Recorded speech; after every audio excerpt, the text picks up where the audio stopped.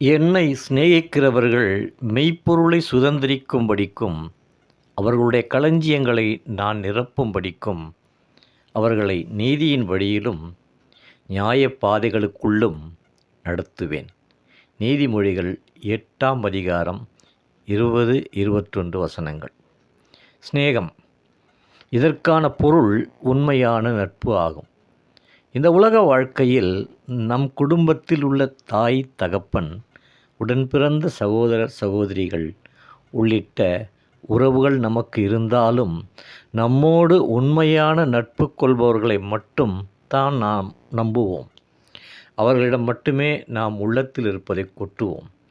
அதற்கு முக்கிய காரணம் அவர்கள் மீதான நம்பிக்கை. சில நேரங்களில் நம்பிக்கை வைத்த நண்பர்கள் கூட நம்மை விட்டு விலகி எதிரியாக மாறிவிடுவார்கள்.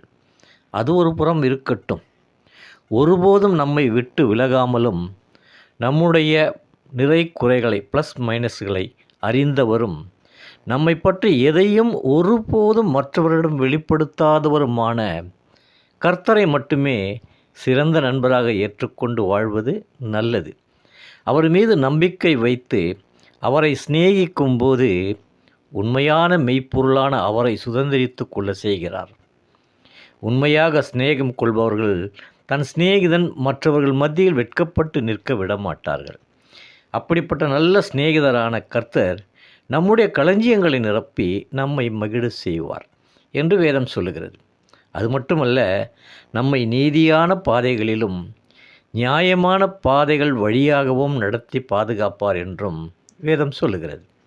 ஒருவன் தன் சிநேகிதருக்காக தன் ஜீவனை கொடுக்கிற அன்பிலும் அதிகமான அன்பு ஒருவரிடத்திலும் இல்லை, யோவான் 15:13 என்று சொன்னது மட்டுமல்ல, உண்மையாகவே நமக்காக சிலுவையில் அறையப்பட்டு ஜீவனை கொடுத்தவர் அவர்.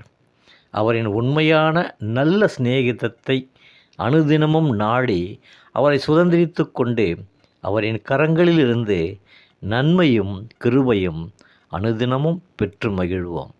துதிகன மகிமை தூயவன் ஒருவருக்கே. மீண்டும் சந்திப்போம். நன்றி, வணக்கம்.